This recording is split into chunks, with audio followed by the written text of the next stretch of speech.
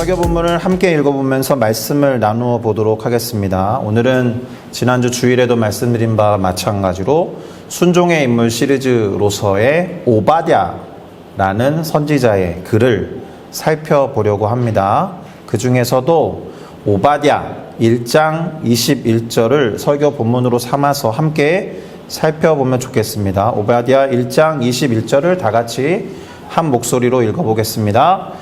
구원받은 자들이 시온산에 올라와서 에서의 산을 심판하리니 나라가 여호와께 속하리라. 아멘. 자, 저는 방금 우리가 함께 읽은 이 오바댜 1장 21절 말씀을 중심으로 해서 영원이냐 아니면 잠깐이냐 이런 제목으로 오바댜 선지자의 글, 곧 오바댜서를 살피고 그 안에서 순종에 관한 깨달음을 얻으면 물론이요, 다시 한번 순종하는 삶을 우리 성도 여러분들과 함께 결단해 보고자 합니다. 그러니 다 같이 제목을 따라 읽어보시면서 결단해 주시면 좋겠습니다. 영원이냐 아니면 잠깐이냐? 영원이냐 아니면 잠깐이냐? 영원이냐 아니면 잠깐이냐? 영원이냐 아니면 잠깐이냐? 네, 감사합니다. 이미 이 설교 제목으로 던진 질문에 우리는 습관적으로 깊이 알지는 못해도 뭐라고 답해야 하는지를 잘 알고 있습니다. 다만 아는 것과 말하는 것, 그게 또 행동하는 것, 삶에서 실천하는 것, 별개의 문제라서 큰 낭패를 볼 때가 있죠. 말한 대로 사는 것, 아는 대로 사는 것, 생각한 대로 말하고 행동하는 것, 이게 가장 힘들고 어려운 일 아닙니까? 그래서 머리로부터 마음에 이르는 거리가 가장 멀다라는 이야기도 있는 거고요. 그리고 영원한 것에 가치를 두고 그것을 선택하기보다 우리 눈앞에 놓여있는 영원에 비할 때 정말 잠깐에 불과한 것들, 잠깐이면 사라지는 것들에 마음을 빼앗기는 경우가 훨씬 더 많다라는 것에 동의하실 겁니다. 오늘 우리가 오바댜 선지자의 글에서 접하게 될 에돔이라는 나라가 있습니다. 에돔. 이 에돔이라는 나라도 우리와 별반 다르지 않은 모습을 보여주고 있습니다. 그래서 에돔을 통해서 얻는 교훈이 대단히 적절할 거라는 생각이 있습니다. 그만큼 영원을 선택하는 것이 쉽지 않다는 말이에요. 영원을 선택한다는 것이 하나님의 뜻이라는 것을 알면서도 거기에 순종하기 어렵다라는 뜻입니다. 그런 측면에서 영원한 것을 얻기 위해서 영원하지 않은 것을 포기하는 사람은 결코 바보가 아니다 라고 말했던 짐 엘리엇 선교사님의 말씀을 새겨드릴 필요가 있습니다. 영원한 것을 얻기 위해서 영원하지 않은 것을 포기하는 사람은 결코 바보가 아니다. 그런데 세상에서 눈에 보이지 않는 것에 관심을 기울이면 바보라고 말해요. 거기에 지금 시간을 낭비할 경황이 어딨어? 이렇게 말하면서 바보다라는 식으로 말합니다. 그런데 짐 엘리엇 선교사님이 이와 같은 글을 적어놓고 선교지로 갔거든요. 선교지에 도착하자마자 원주민들에게 오해를 받아서 바로 죽습니다. 그런데 짐 엘리엇 선교사님과 친구들 4명이 모두 미국의 명문대학 출신이에요. 20대 초반에 중남미로 가서 원주민들에게 선교하러 갔는데 도착하자마자 죽습니다. 그러니까 그 다음날 신문 기사에 그런 기사가 오르죠. 이와 같은 낭비가 어디에 있는가? 이 얼마나 안타까운 일이며 이와 같은 낭비가 어디 있는가라는 헤드라인의 제목이 신문을 장식합니다. 안타까운 엘리트 청년들의 죽음을 너무나도 아파하면서 쓴 기사였겠지만, 그리고 그 죽음이 매우 허망하고 낭비가 되어서 바보 같은 선택이 아니었을까라는 그런 뉘앙스의 기사였겠지만, 엘리엇 선교사님 떠나기 전에 이 메모를 남기고 갔다라는 거예요. 나는 영원한 것을 위해서 잠깐 있다 사라질 영원하지 않은 것을 기꺼이 포기하며 가겠다. 스스로가 바보가 아니다라고 말씀하시고 출발한 겁니다. 비록 단 한 명에게도 복음을 전하지 못했고 그의 죽음을 기리기 위해서 아내들이 가거든요. 아내들이 가서 그 부족을 복음화 시키는 스토리는 아주 유명한 이야기입니다. 자, 우리가 살펴보고자 하는 오바댜 선지자의 글은 이미 말씀드린 바와 같이 에돔이라는 나라와 민족을 향한 하나님의 묵시를 기록한 책입니다. 그러면 이렇게 적어놓고 보면 두 가지가 잘 와닿지 않죠. 오바댜도 잘 모르겠고 에돔도 잘 모르겠잖아요. 그래서 설교를 진행하기에 앞서서 배경을 말씀드릴 필요가 있습니다. 오바댜는 누구이고 에돔은 어떤 나라이며 어떤 민족이냐. 우선 오바댜가 누구인지를 간단히 살펴보겠습니다. 오바댜 선지자가, 그런데 이름도 발음하기 어려운데 오빠다 이러면 참 좋겠는데, 오바댜라는 선지자에 대해서 알려져 있는 글이 없어요.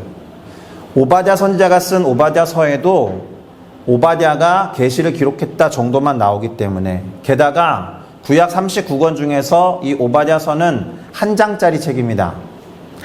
한 장짜리 책이에요. 제가 매주 말씀드리죠. 지난주부터 지지난주에도 3장짜리 책, 2장짜리 책, 뭐 1장짜리 책이라고 말하잖아요. 통독해서 66권 중에 한 권을 끝내기 10분도 안 걸리는 책입니다. 이해하고 안 이해하고를 떠나서. 구약 성경에는 한 장짜리 책이 이 오바댜밖에 없어요. 신약 성경에는 4권이나 있지만, 그러니 예배를 마치시고 오늘 댁에 가시면 10분 정도 오바댜서를 펼치시고 읽어보시기를 권면드립니다. 그러니까 이게 한 장밖에 없다는 이야기니까 오바댜에 대해서 많은 걸 담고 있지 않다라는 뜻입니다. 그래서 그저 그 이름의 뜻 정도만 알아보려고 합니다. 오바댜의 뜻은 어떤 거냐면 이렇게 쓰여 있습니다. 원어로. 그런데 이응, 비읍, 디귿이라는 음가를 갖고 있잖아요. 원어가 에베드, 이응, 비읍, 디귿으로 이어져 있어서 그것과 관련이 있다라는 거예요. 종, 노비, 노동하다, 일하다, 봉사하다 이런 뜻을 갖고 있는 단어 플러스 여호와라는 이름을 축약해서 야흐라고 하는데, 그래서 오바댜흐라고 발음이 돼요. 합쳐보면 여호와를 섬기는 자, 여호와의 종, 여호와를 예배하는 자, 이렇게 번역되는 말입니다. 이것 이외에 다른 정보가 없어요. 근데 사람이 이름대로 사는 건 아니잖아요. 그렇죠? 제 이름은 엄청 위대하거든요. 하늘 민자의 별규예요. 그 이름 자체로 하늘의 스타입니다. 이름대로 되고 있는지는 모르겠습니다만, 오바댜라는 선지자는 하나님을 섬기는 종이라는 이름을 갖고 하나님의 말씀을 기록하고 대언했으니까 하나님을 잘 섬긴 종이다라고 이야기해도 틀리지는 않을 것입니다. 자, 오바댜는 그 정도밖에 알 수 있는 정보가 없어요. 그럼 두 번째로 에돔에 대해서 생각을 해볼까요? 에돔은 이스라엘과 형제지간의 민족이에요. 야곱이라는 이름이 이스라엘로 바뀐 건 들어서 아실 텐데요. 그 야곱의 쌍둥이 형의 이름이 에서잖아요. 에서의 후예들이 에돔입니다. 에서가 들판에 있다가 집으로 돌아와서 몹시 피곤할 때, 그리고 배가 고파서 동생 야곱이 팥죽을 때마침 썼잖아요. 그때 죽을 좀 달라라고 이야기합니다. 그러니까 야곱이 장자의 명분을 나한테 팔라, 그렇게 이야기를 하죠. 에서는 아마도 그냥 말뿐이겠지라고 생각해서 장자의 명분을 이 팥죽, 붉은색 팥죽에 담아서 팔아버립니다. 그래서 허기를 달래줄 눈앞에 있는 팥죽. 지금 내 눈앞에서 팥죽이 아른아른거리고 배가 고프니까 조금 더 영원한 거라고 할 수 있는 장자의 축복을 포기하고 눈앞에 있는 팥죽을 선택함으로 인해서 에서는 장자의 축복을 잃어버립니다. 그래서 붉은 팥죽, 여기에서 붉다라는 이름이 유래해서 에돔이라고 부르게 된 거예요. 어쨌든 에돔과 이스라엘은 모두 이삭과 리브가의 피를 이어받은 형제 국가였다는 것을 기억하면 좋을 것 같습니다. 그래서 하나님도 이 에돔에 대해서 이스라엘 사람들에게 뭐라고 했느냐? 너희는 에돔 사람을 미워하지 말라. 그는 너의 형제이기 때문이다. 이렇게 말씀하셨습니다. 왜 이런 말씀을 하셨느냐 하면 이스라엘 자손들이 애굽을 출애굽했잖아요. 탈출을 해서 가나안으로 향하는 길목에 에돔이라는 나라가 있었어요. 그래서 뭐라고 했느냐? 밭이 있는 지역에도 가지 않을 것이고 포도원이 있는 지역도 통과하지 않을 것이며 심지어 우물물도 마시지 않을 테니 통과하게만 해달라고 에돔의 왕에게 부탁을 했으나 에돔의 왕이 거절을 해요. 그러면 막무가내로 우기고 싸울 수 있죠. 그러나 형제 국가이기 때문에 돌아갑니다. 그러면 그냥 직진해서 가도 금방 갈까 말까인데 돌아갔기 때문에 우여곡절을 다 겪으면서 광야 생활을 하게 만든 형제 국가요, 형제 민족이라는 생각 때문에 원망할 수 있고 미워할 수 있잖아요. 도착하자마자, 가나안에 도착하자마자 하나님께서 그래서 너희는 에돔 사람을 미워하지 말라라고 말씀하신 거예요. 얼마나 힘들었겠어요. 그냥 직진해서 가면 좋겠는데 돌아가야 되니까 우리를 돌아가게 만든 에돔, 그것도 형제 국가인데, 그러나 때마침 하나님께서 미워하지 말라, 그는 너의 형제가 됨이라 라고 말씀하셨다라는 겁니다. 사실 이때로부터 이스라엘과 에돔은 적대 관계에 들어가요. 참고로 에돔이 어디쯤에 있느냐 하면은 여기 있습니다. 요 북이스라엘과 남유다를 합치면 요 밑에 에돔이 있어요. 이쪽이 홍해였겠죠. 광야를 쫙 지나서 요렇게 질러가면 바로 갈 수 있는데 에돔 때문에 요렇게 돌아갑니다. 그런 역사적인 배경이 있는 상태에서 에돔을 인식하시면 좋을 것 같습니다. 자, 그러면 단 한 장밖에 적혀져 있지 않은 오바댜서에서 도대체 뭘 말하고 있을까요? 에돔을 향한 계시가 무엇일까요? 그것은 에돔이 심판을 받게 될 거다라는 예언의 말씀이었습니다. 그럼 또 질문해야죠. 그냥 심판이 임하지 않잖아요. 왜 심판을 얘네들은 받아야 할까? 본문이 뭐라고 말하고 있는지 두 구절 정도를 찾아서 읽어드리겠습니다. 오바댜 1장 3절에서 4절입니다. 너의 마음의 교만이 너를 속였도다. 바위 틈에 거주하며 높은 곳에 사는 자여, 네가 마음에 이르기를 누가 능히 나를 땅에 끌어내리겠느냐 하니, 네가 독수리처럼 높이 오르며 별 사이에 깃들일지라도 내가 거기에서 너를 끌어내리리라, 여호와의 말씀이니라. 아멘. 자, 뭐라고 되어 있었습니까? 한마디로 에돔이 교만했다라는 거예요. 에돔이 있는 지역은 아까 지도에는 표시가 되어 있지 않았지만 해발 1500m 정도 되는 고원지대거든요. 험준한 바위가 있고 거기에 요새를 건설해 놓고 살면 누구도 못 쳐들어와요. 그 서울에 가면 가장 높은 산이 북한산이거든요. 800m가 조금 넘습니다. 그러니까 북한산에 정확히 2배 정도 되는 곳에 요새를 설치하고 살았던 민족이에요. 그러니까 평소에 등산하지 않는 사람들 산 올라가기 쉽지 않거든요. 그리고 쉬운 높이가 결코 아닙니다. 그러니까 이 에돔을 점령하기 위해서는 북한산의 거의 2배 높이를 군대를 끌고 올라가야 되니까 지리적으로 대단히 난공불락의 요새와도 같았다. 그래서 방금 읽은 구절에 독수리에 비유한 거예요. 독수리는 새 중에서 가장 높은 곳에서 또 높은 곳의 바위 틈에 둥지를 틀고 살지 않습니까? 이처럼 높은 곳에 요새를 만들어서 놓고 살아갔던 에돔 사람들은 그 누구도 자신들을 함부로 함락하지 못할 것이다 라고 굳게 믿고 있었던 거예요. 그런데 하나님은 니네들 끌어내릴 거야 라고 말씀하신 겁니다. 자, 에돔이 어떤 심판을 구체적으로 받게 될지 기록해 놓았던 오바댜 1장 8절에서 10절을 한번 살펴보겠습니다. 역시나 제가 읽어드릴게요. 여호와의 말씀이니라. 그날에 내가 에돔에서 지혜 있는 자를 멸하며 에서의 산에서 지각 있는 자를 멸하지 아니하겠느냐. 드마나 네 용사들이 놀랄 것이라. 이로 말미암아 에서의 산에 있는 사람은 다 죽임을 당하여 멸절되리라. 네가 네 형제 야곱에게 행한 포악으로 말미암아 부끄러움을 당하고 영원히 멸절되리라. 이렇게 기록합니다. 에서의 산이라는 표현 나오죠. 에서의 후예이기 때문에 그렇고 고산 지역에 있었기 때문에 에서의 산이라고 부른 거예요. 그런데 멸절된다. 아무도 쳐들어가서 함부로 점령할 수 없는 곳인데 니네 멸절당할 거야 라고 말씀하셨다라는 거예요. 심지어 지혜에 있는 사람들도 멸하고 지각에 있는 자들도 멸함을 당할 거다라고 되어 있습니다. 이게 어떤 의미입니까? 지식인들이 나라의 독립을 위해서 애쓰고 투쟁할 수 있어야 되는데 지식인들도 멸하고 지각에 있는 사람들도 멸망을 당하면 그 나라는 소생이 안 되는 거예요.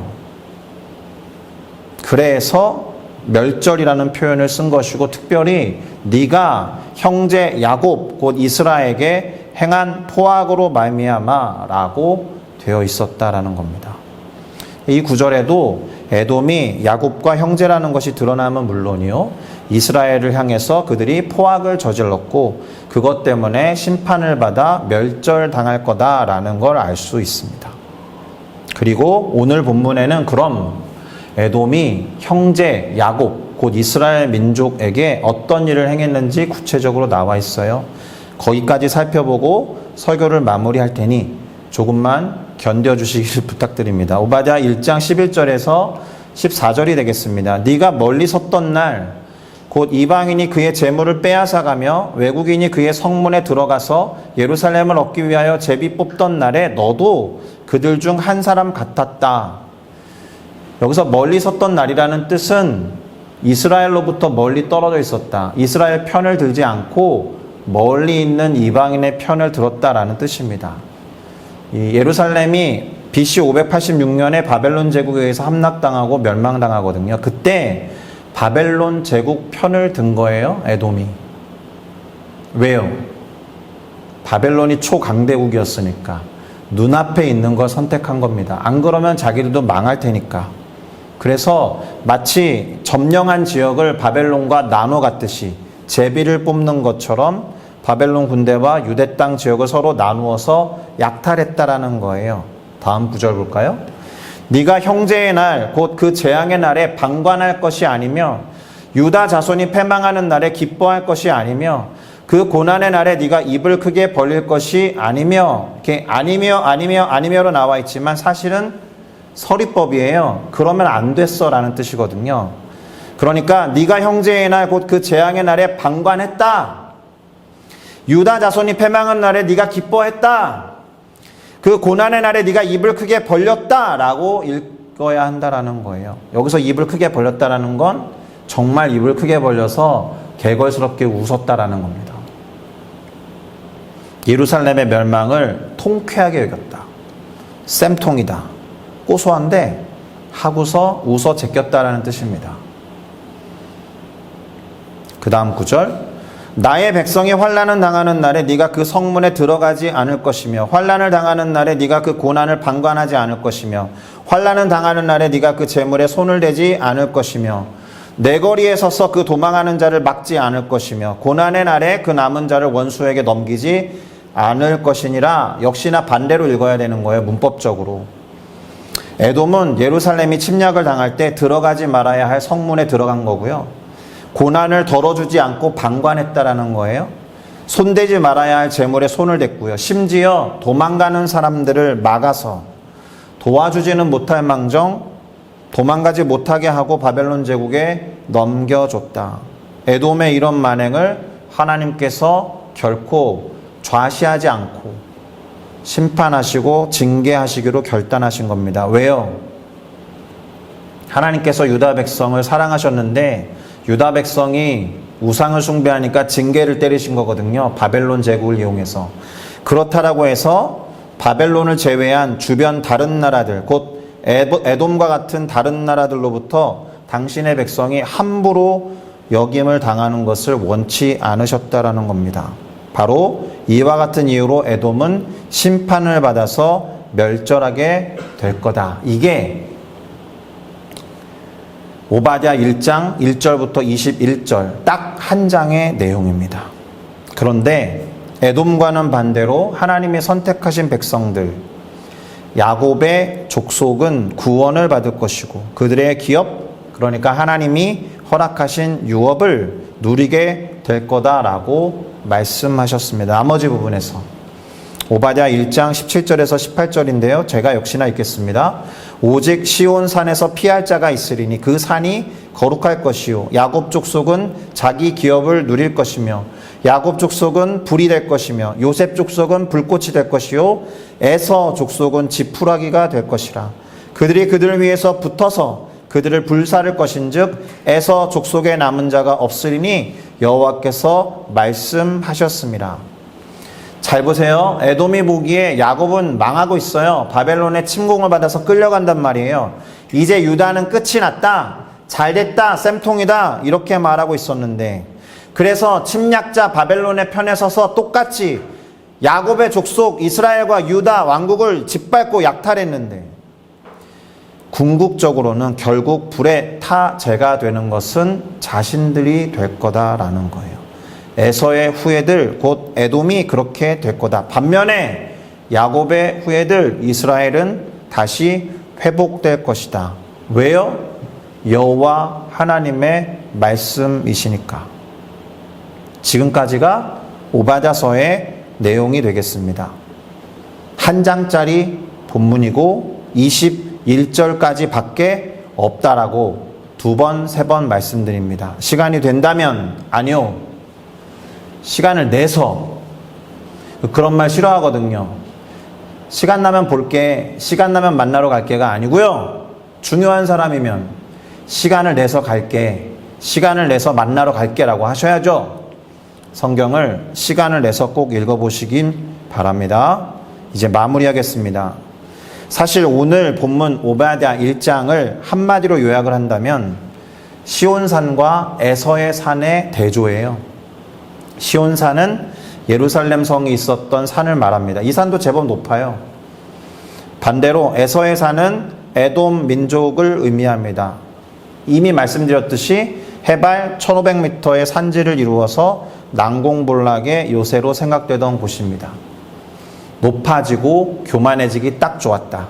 이 말은 하나님의 뜻은 아랑곳하지 않았다라는 뜻이에요. 이 두 산으로 표현된 두 민족의 운명을 가장 잘 기록한 것이 오늘 이 설교를 시작하면서 읽었던 본문 오바댜 1장 21절이 될 거라고 생각합니다. 마지막으로 한 번 더 읽어보겠습니다. 구원받은 자들이 시온산에 올라와서 에서의 산을 심판하리니 나라가 여호와께 속하리라. 아멘.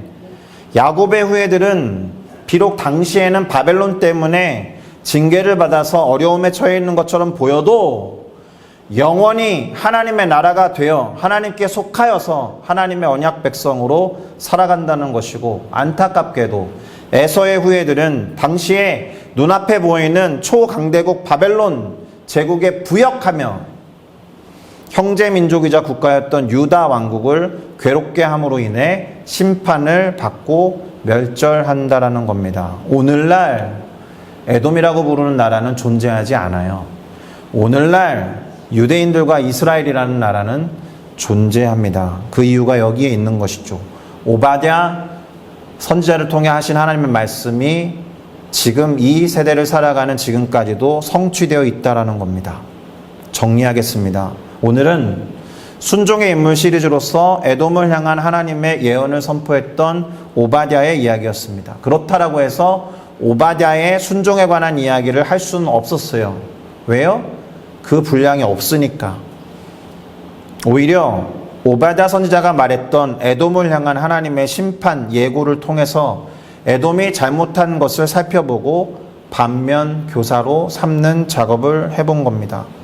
그렇게 되면 하나님의 뜻을 따르지 않았던 불순종의 모습을 에돔 민족에게서 발견하게 되죠. 영원한 것이 아니라 눈앞에 보이는 어떤 것에 치중해서 죄를 범한 나라의 전형적인 모습이다라는 겁니다. 에돔은 에서의 후손들로서 이스라엘과는 형제 국가였음에도 불구하고 이스라엘이 바벨론 제국에 의해서 멸망을 당하는 순간에 그들을 돕기는커녕 바벨론 제국의 편에 서게 돼요. 어쩔 수 없는 선택이라고 항변할 수 있지만 영적인 시각으로 보면 잘못된 선택을 했다라는 겁니다. 하나님은 오바댜 선지자를 통해서 이때의 일에 대해서 책망하시고 심판하겠다라고 말씀하셨습니다. 기본적으로 에돔이 오만했기 때문입니다. 그러나 마치 본문으로 삼은 이 오바댜 1장 21절에 나오는 에서의 산이 심판을 받고 하나님이 끝까지 끌어내리겠다라고 하신 것과 같이 그의 오만은 그렇게 꺾이고 말 것입니다. 잠깐 동안의 높아짐이 있어서 영원히 살 것 같았지만 그러나 영원한 멸망으로 이어져서 지금 에돔을 찾을 길이 없어요. 반대로 이스라엘, 구체적으로는 유대 민족은 영원한 징계와 심판을 받지는 않았습니다. 에돔을 비롯한 주변 국가들의 조롱을 받으면서 비록 바벨론으로 끌려가서 그 당시에는 망하는구나라고 보여졌을지 모르지만 하나님의 자녀들이었기 때문에 그것 자체는 훈육이었다. 그래서 하나님의 회복하게 하심을 따라서 구원을 얻고 영원한 백성으로 살아가게 될 것입니다. 자, 이것이 영원과 잠깐 그리고 시온산과 에돔의 산을 대조해 놓은 이유예요. 결국에는 영원하신 하나님, 곧 왕의 왕이 되시는 하나님 앞에 순종하여 무릎을 꿇고 겸손하게 되어야 한다라는 겁니다.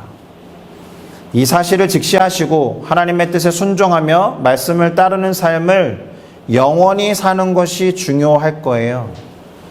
영원한 심판을 받아서도 안 되겠지만 이스라엘처럼 징계를 당하는 것도 최소화하는 게 좋을 거라고 생각합니다. 자, 사랑하는 성도 여러분, 눈앞에 있는 영원하지 않은 것으로 인해서 신뢰와 중요한 가치들을 포기하는 일이 없기를 바랍니다. 장자권과 같은 영원한 가치에 초점을 두지 못하고 눈앞에 있는 것만을 쫓아서 심판을 받아 멸망했다는 사실이 우리에게 주는 교훈이 있죠. 우리가 무엇에 관심을 두고 어디에 순종해야 하는지를 알려주는 예가 된다라는 겁니다. 영원은 오늘을 포함해요.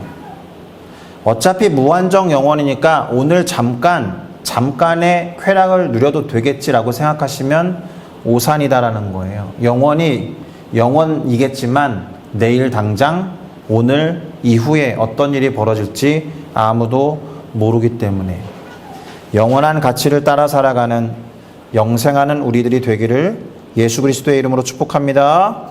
할렐루야. 기도하시겠습니다.